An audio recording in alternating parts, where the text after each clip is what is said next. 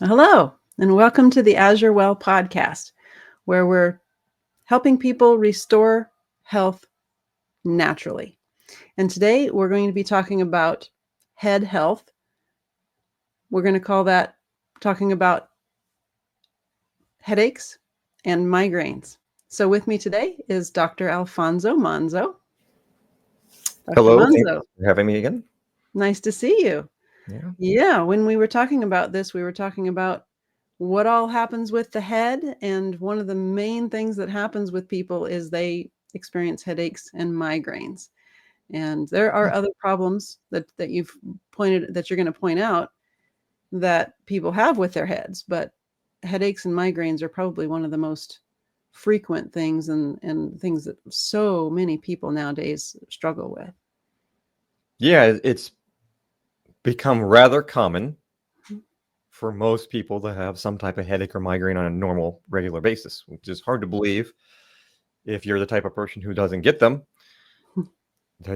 It's not really a normal thing, right? Right. So this is going to be a slightly different conversation than normal because a lot of times we're talking about systems of the body.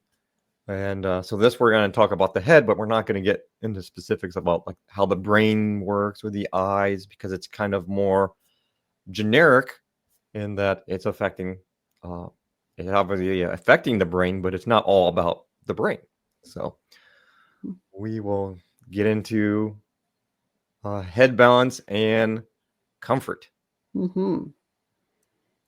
And like you said, most of this is going to be about pain related to the head.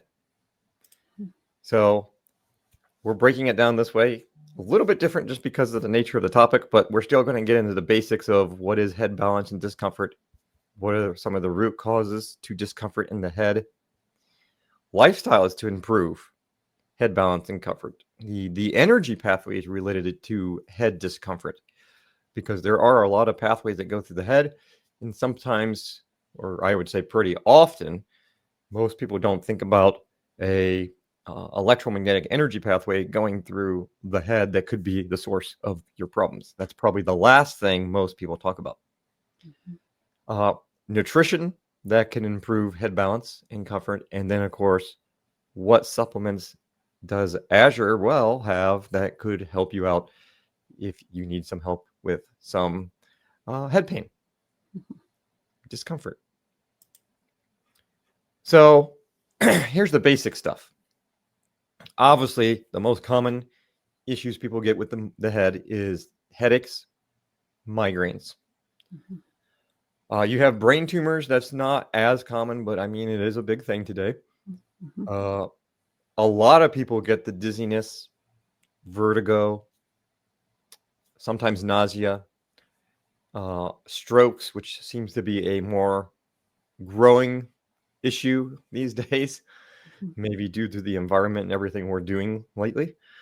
And then there's the big ones like Parkinson's and Alzheimer's, which obviously is related to the brain. And we kind of covered a little bit of that in another episode. But typically we don't get on here and just talk about diseases because most of the time we're not really concerned about the disease. We're really not concerned about the symptoms, other than we need to know about symptoms to try to understand and get to the root cause. But we really want to talk about the root cause of these issues. And the disease name usually does not tell you the root cause, unfortunately. So, root causes. A big one, nutritional deficiencies. Like always, that's usually at the top of the list. Mm-hmm. But when it comes to especially like migraines, headaches, one of the big ones at the top of the list is you're going to think about magnesium deficiencies. Magnesium deficiencies can cause a lot of problems with headaches and migraines. We have to remember magnesium is kind of the stress mineral. So when there's a lot of stress, we burn through our magnesium. In RCP with Morley Robbins, they actually call that like the magnesium burn rate, which I think is a term that he kind of came up with just the idea that when we're facing a lot of stress, we really burn through the magnesium. And magnesium is that mineral that helps the body relax. So we have calcium and magnesium that work back and forth, one to tighten the blood vessels, and then one to relax and tighten, relax, tighten, relax. So when you have a deficiency in one or the other of those, you're going to get stuck with blood vessels that are either too relaxed or too tight. And of course, if the blood vessels are too tight, then circulation is cut off, and that's going to cause a lot of issues. So usually it's more of the magnesium that's the issue, and it's usually the person's over tight. In fact, I think most people realize when you have a headache or a migraine, oftentimes it comes along with what? Tense muscles, tight neck or upper shoulder, and you can just feel that tension there.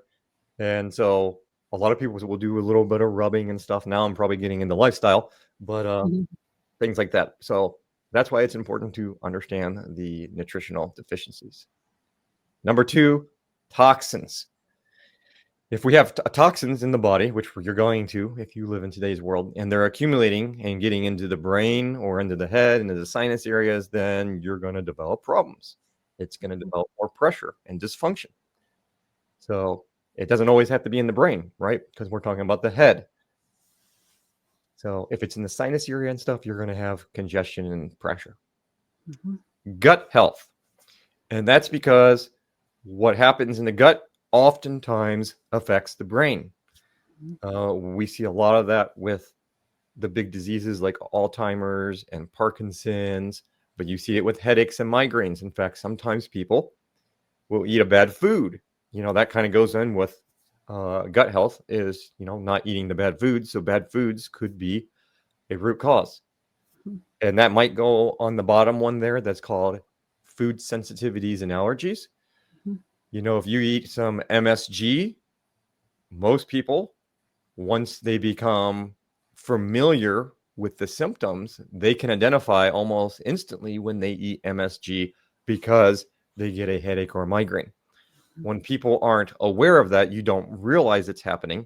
But once you're aware of it, you can start realizing, hey, there's certain foods that instantly cause, and it might not just be MSG, it could be color dyes or artificial sweeteners. It could be whatever that has been added to the food that's not supposed to be there.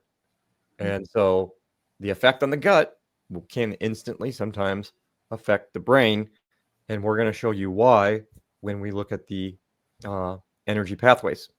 There's a direct connection between the gut and the mind. The next one is very similar, hepatic. That's liver, gallbladder, pancreas. They can also cause problems in the brain. And very similar, some of the key pathways that go into the brain are actually related to the liver and the gallbladder. And remember, liver, gallbladder have to deal with a lot of fats. And what is the brain? Well, it's mostly fat. So there's a direct correlation there. And I think most people have experienced, well, I can think of a couple things now. One with drinking. People drink a lot of alcohol, and you can get headaches, migraine, hangover. And it's like, well, what's going on? Well, the liver has to filter out those toxins, and if it can't filter out enough, it directly affects the brain.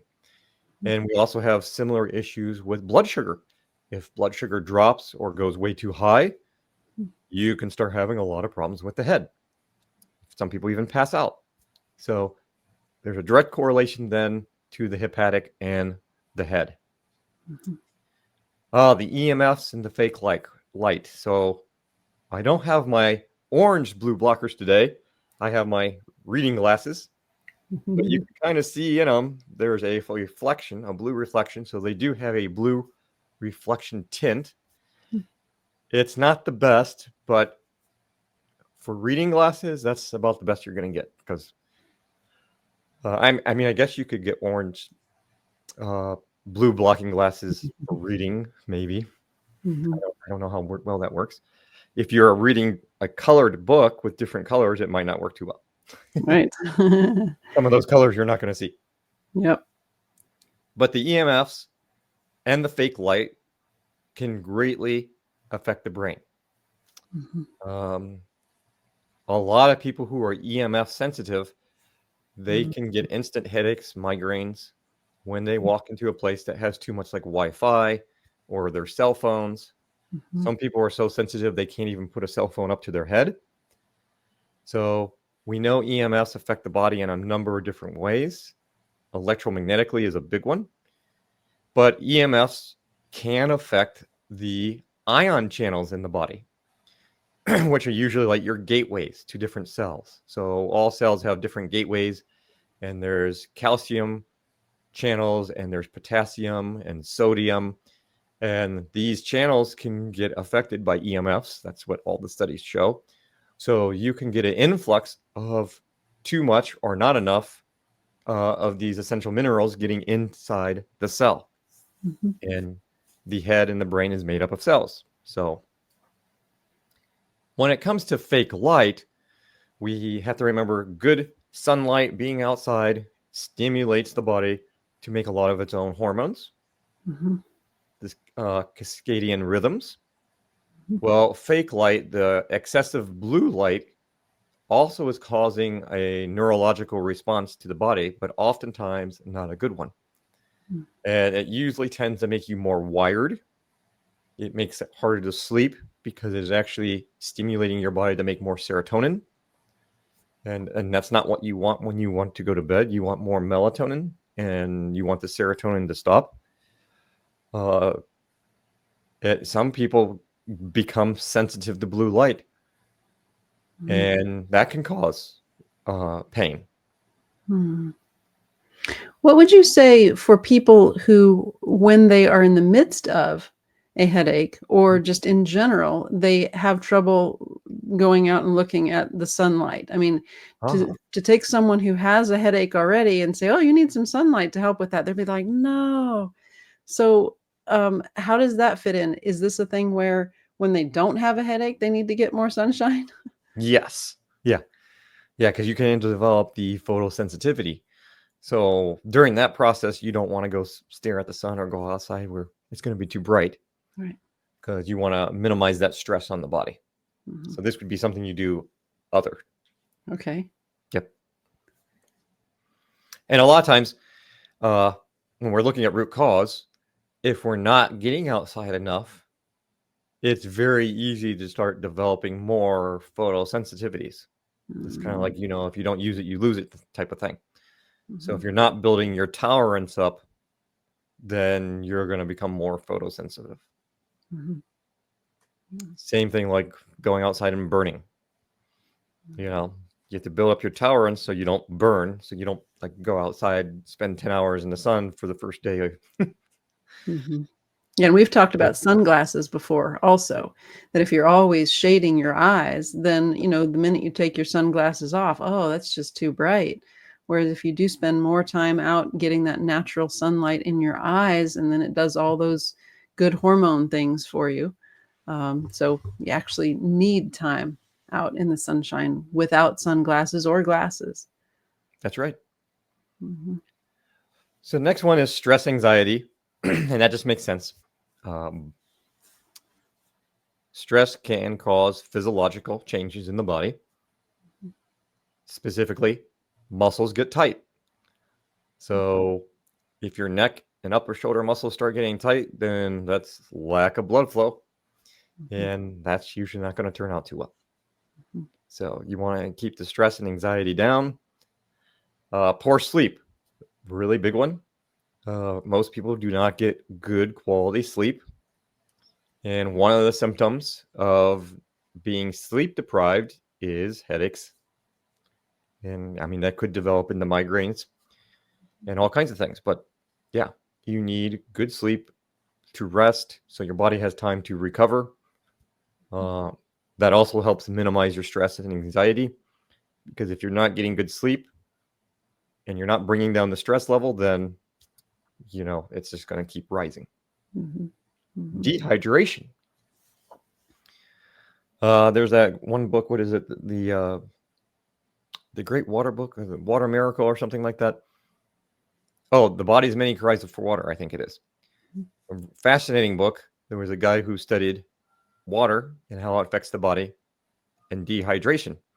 And he got to the point of where he states that only 1% dehydration can have an effect on the body where you actually start getting physiological changes, where you actually start getting symptoms. And one of the symptoms he first mentions when you start getting dehydrated is a headache or a low-level migraine. And one of the things that a lot of people don't realize is they say when you get to the point where you're feeling really, really thirsty, you're probably already headed down the road of dehydration. And oftentimes we will feel hungry. And that's a sign of actually dehydration. And that we might actually need to drink. You might not actually need food. So there's all these little nuances to getting the right amount of water in the body so you don't become dehydrated. So just think about when it's hotter outside or when you're sweating a lot.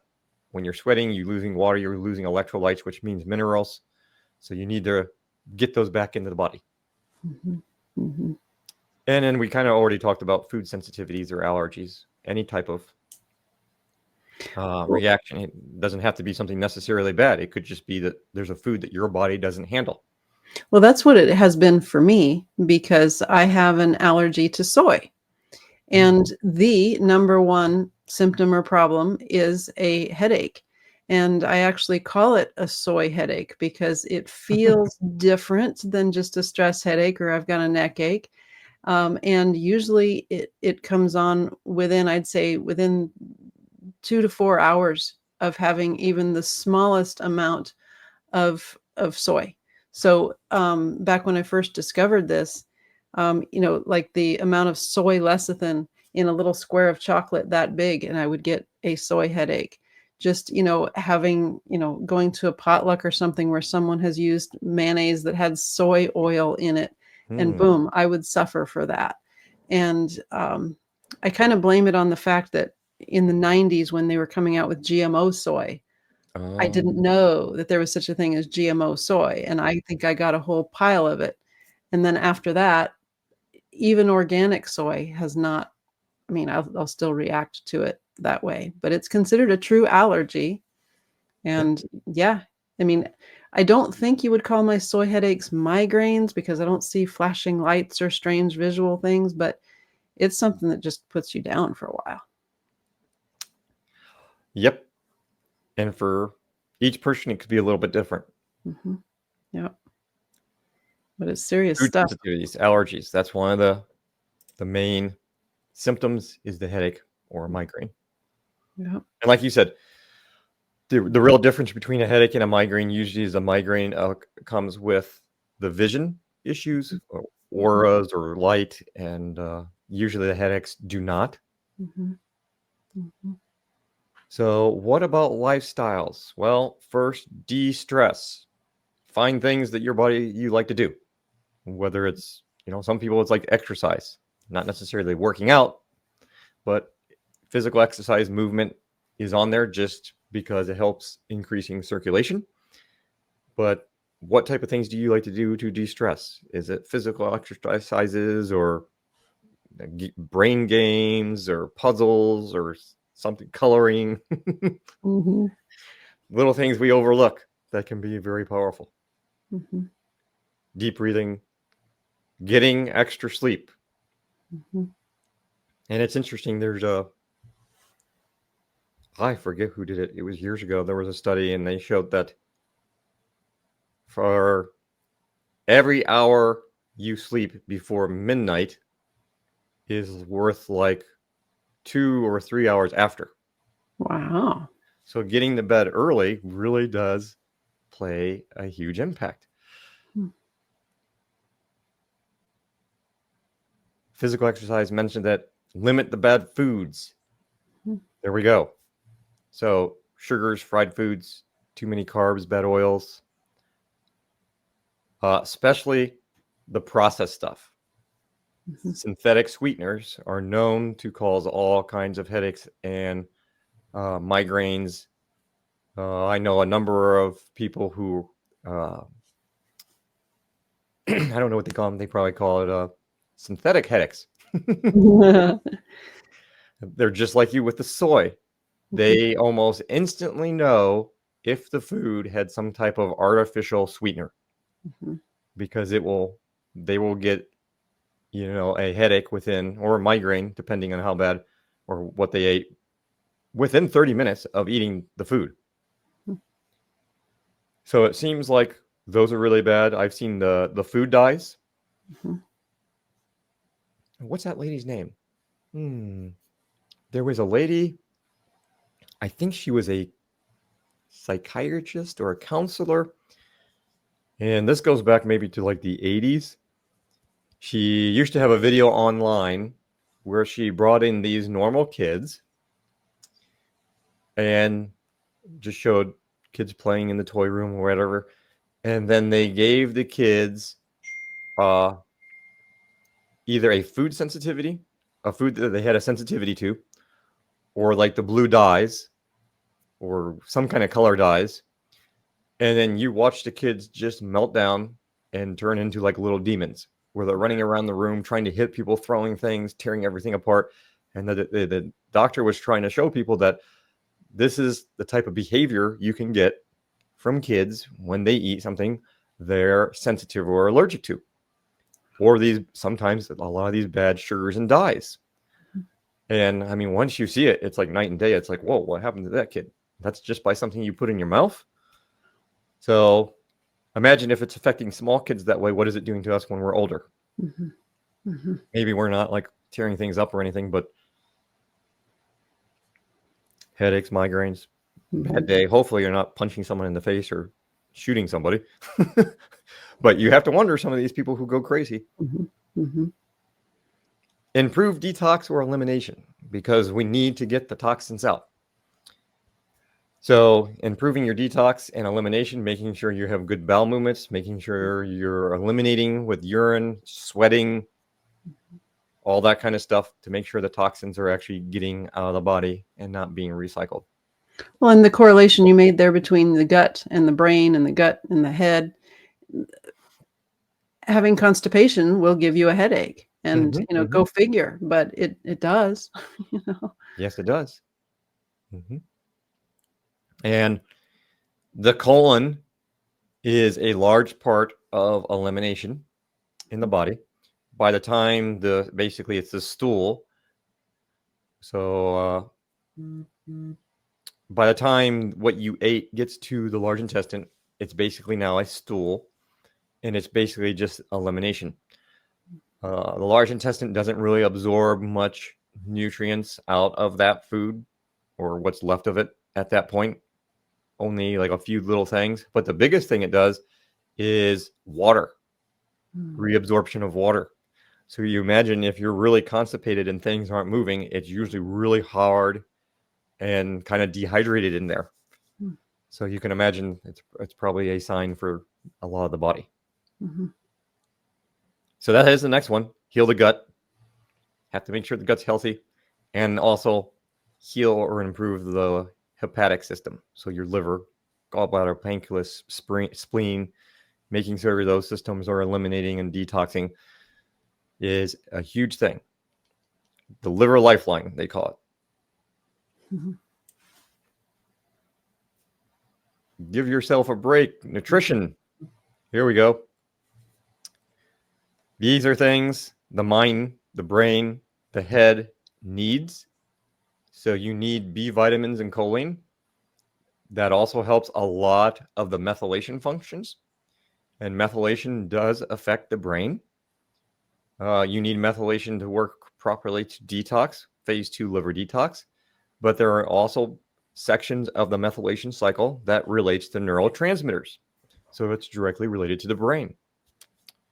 Magnesium to relax and stress reduction. So if you need proper circulation into the brain, you're going to have nice relaxed muscles and blood vessels that are working correctly. AEK, your fat soluble vitamins, because the brain is fat. So the brain does need cholesterol. It needs your healthy fats. Copper.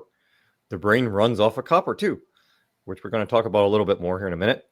So very little zinc, more copper. Your fatty acids, your EPAs, that's what fuel for the brain.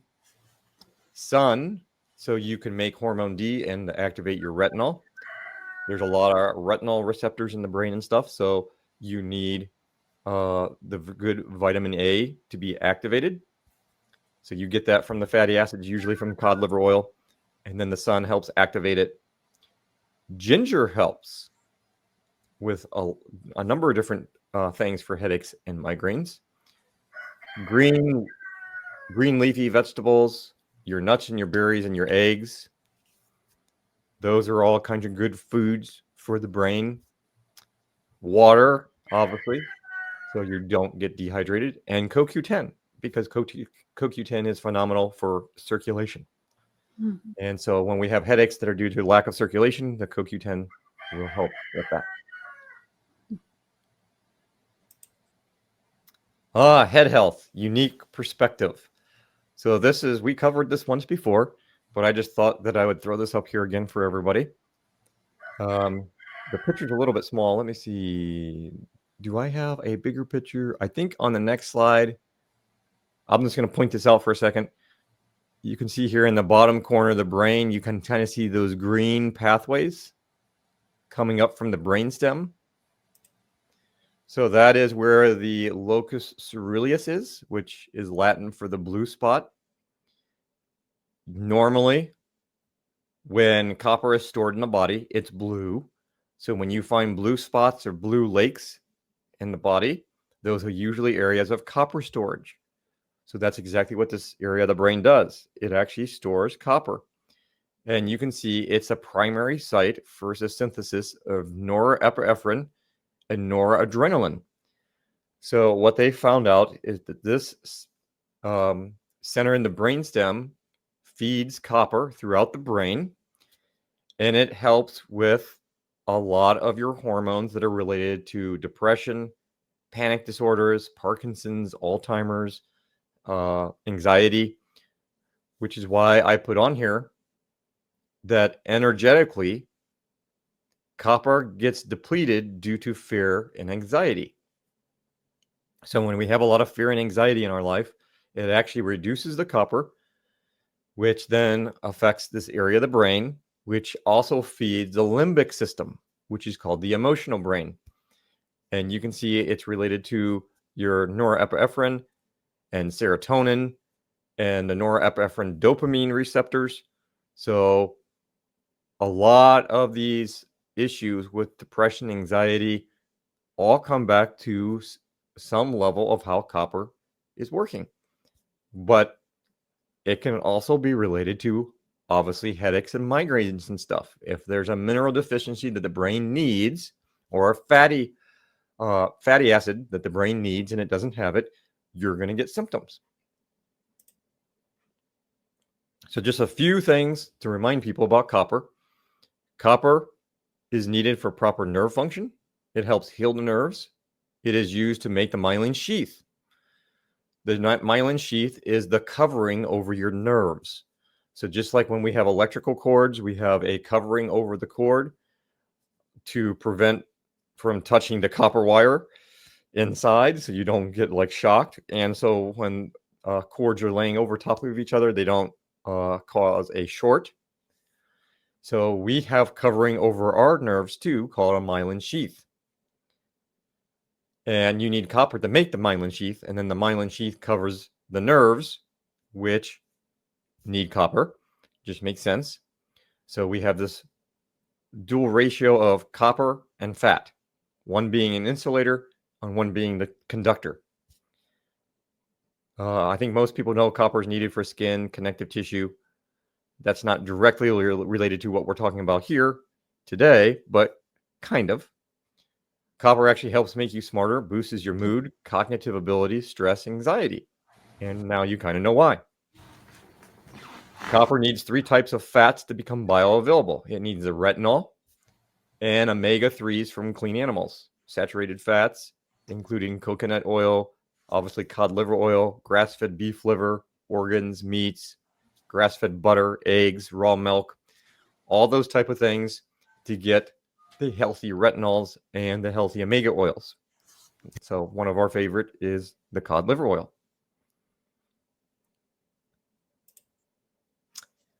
Another thing to think about with the brain, and we covered this in one of our, I think it was on the topic on brain,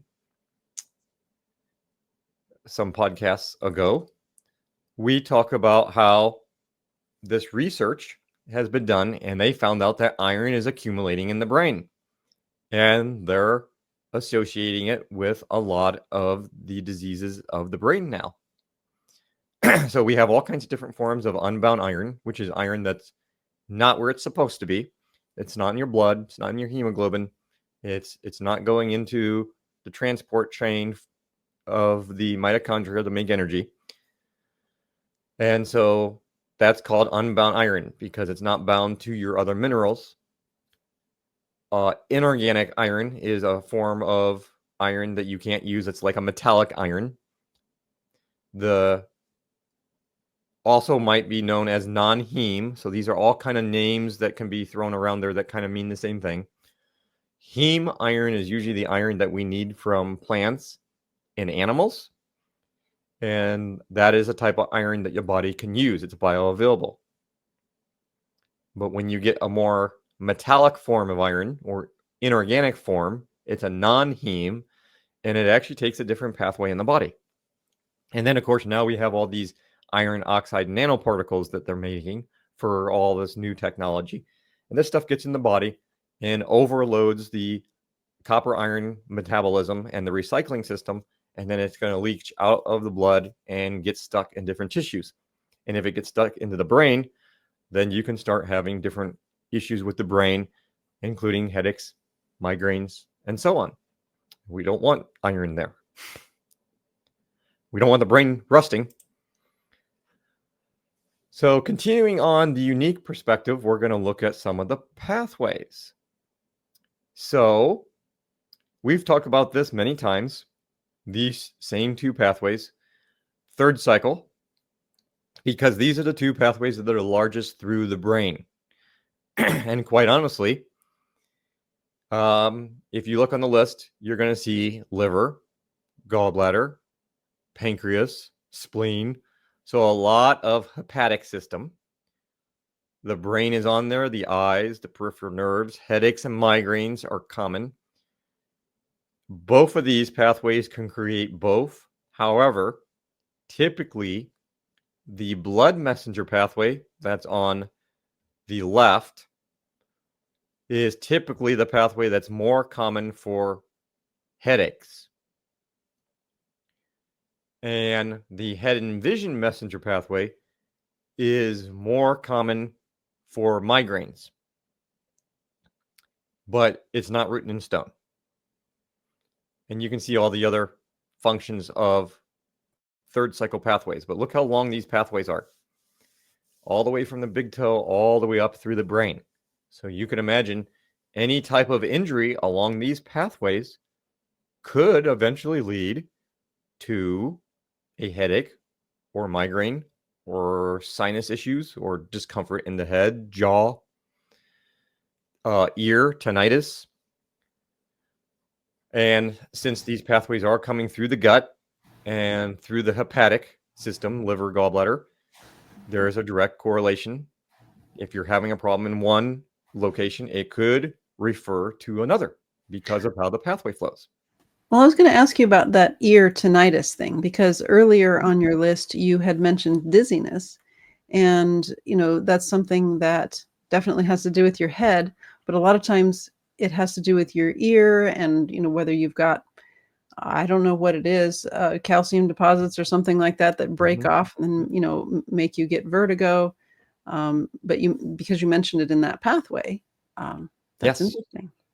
So it is related to that pathway. And there's another pathway it's going to be related to too. I think that's in here. Yeah, I think it's the next one. Let's see. Yeah, red. Fifth cycle. Not so much with the heart, but you see the sound assimilation. which primarily goes through the small intestines, the gut, and it comes up and it actually goes into the brain, but it also goes into the ear. So a lot of tinnitus problems, ringing in the ears, vertigo, are usually a fifth cycle problem. Sometimes it can be third, and sometimes it can be fourth. And that's the other one we're going to talk about here in a minute, is fourth. So it's interesting. All three we're talking about today have to do with the brain and the ears and the eyes, basically the head. So you can see on here, facial nerves has to do with the bone. The nutrients on this one are iron and magnesium. The last one was your essential fatty acids and your retinols and stuff like that. But there's those pathways. Fourth cycle. So this one's blue now. So this is going to have a lot to do with copper.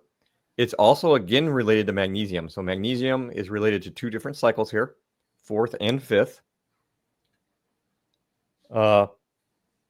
In fourth cycle here, this is the cycle that had a lot to do with muscles. You see on here muscles, liquids, the brain, the nerves, the spinal cord, the ears again. And you can see the water fertility messenger pathway comes over and goes into the ear.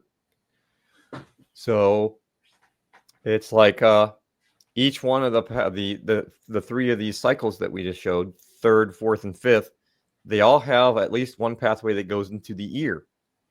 But all of them go through the brain. And of course, this is going to be electrolytes as well because of the function of liquids in the kidneys. And then you can see the fear, anxiety is related to this cycle. So these are different pathways that can cause headaches. Now, right before we get to this, let's go back here real quick, and maybe if we can bring myself back up on the screen.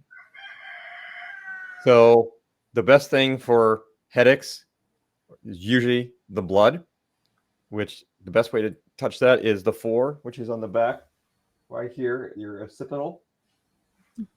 You touch there, and then the opposite 22 is right underneath the collarbone.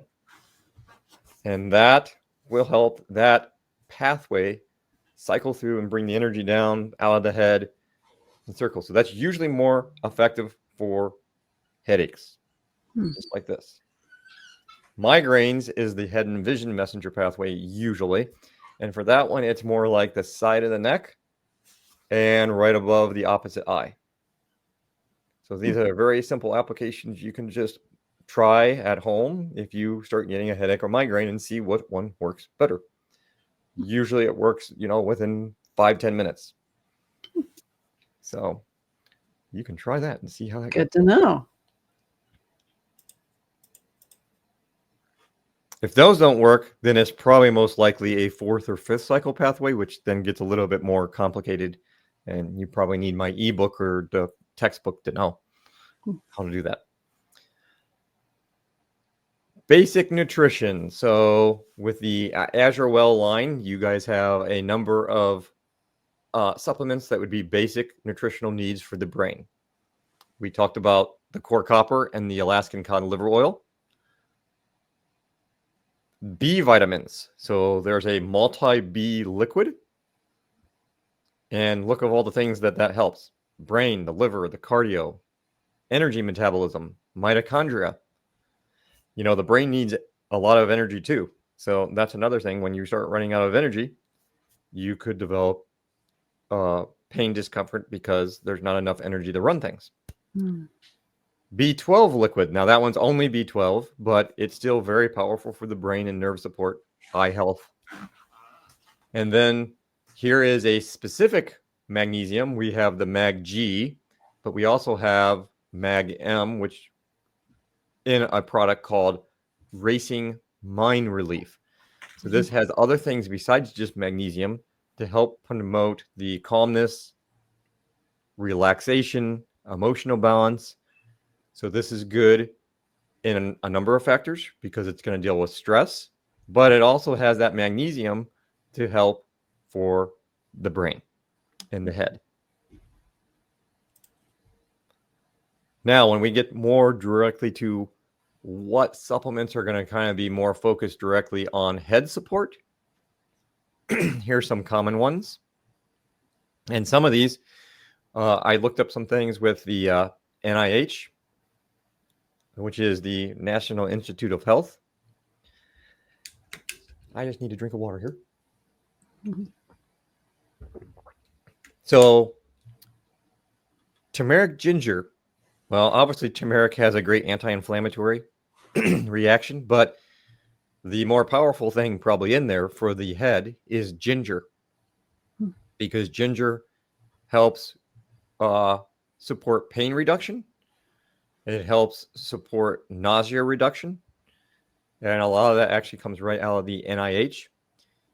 It also has all these other benefits because of the power of working with turmeric on reducing oxidative stress. So reducing oxidative stress, anti-inflammatory, liver health, digestive support, cardiovascular support. So here you're hitting support for the brain a number of ways, because you're helping the gut, you're helping the liver, and you're helping circulation.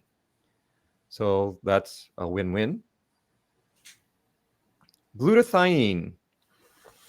They call it the master antioxidant. So as a master antioxidant, it greatly supports liver detox. Now, the NIH says it reduces, they have evidence that it reduces migraines, reduces inflammation, and oxidative stress. So here's another correlation to the brain and liver health and the power of detoxing. Brain support, like it sounds, it supports the brain. So it's going to support proper lipid membrane support, brain structure, brain function, the memory, learning, attention, all of that with the different herbals and the alpha GPC that's in there is really going to help the brain. NAC, antioxidant. So it's not just that NAC is an antioxidant, but this is NAC with other herbals that act as powerful antioxidants. So this is a really powerful one for a number of things. Typically, we think about it for lung support and liver support, which is why it would help with the brain. But the NIH says that NAC has been shown to reduce headache frequency and severity and duration. So very interesting. They did a study on that, and they said, yeah, it does seem like it helps with those things. Then you have PQQ with CoQ10, so quercetin. And again, the NIH did a research on CoQ10, and they said almost the same thing as NAC, that it reduces headache frequency, severity, and duration. And the PQQ supports the reduction of stress and fatigue. So depending on what your situation is, one of these or a few of these are probably really would help support the head. Some of these products I think are good products just to have on hand for when you need them, not necessarily to take every day, but for emergency situations when you really need the extra support. They're sitting on your shelf and kind of ready to go. Mm-hmm. And of course, I think this is the last one, but when we're talking about this, we talked about the importance of digestive support and hepatic support. So some products that would help, this is probably more of a long-term solution where we're actually trying to get to the cause of why you're developing headaches. And if the cause is because you have a bad gut or you're not detoxing well or the liver gallbladder is congested, this would be a method. The bile gallbladder action support is probably one of my favorite products. And that's a capsule form. You have the liquid form next to it. So it's mainly designed for the bile support. And technically the liver makes the bile, the gallbladder holds the bile and releases it. Gallbladder support, it actually has phenomenal liver support in it and healthy fat metabolism. So if we're trying to get the liver gallbladder healthy again, here are two products with more of a focus on the bile and fat metabolism, even fat digestion. Then you have liver support extended or liver cure now. The difference is one's a liquid support, one's capsule. I think the capsule might have a little bit more herbal ingredients than the liquid, but they're very powerful liver cleanser. So it gives you detox support, healthy hepatic support, liver cleanse. So just good old liver support with these two products, which is going to help your body eliminate toxins. And of course, we don't want to forget IP6 Supreme, because if you have iron overload, that's what you need to get the iron out. Mm-hmm. And it just really helps with so many other things. Who knows what else it might help with headaches and migraines, because you're going to get a good balance of calcium, magnesium, and phosphorus there. So it's going to do a lot for the brain. Mm-hmm. And I think that is it for the products. Looks good.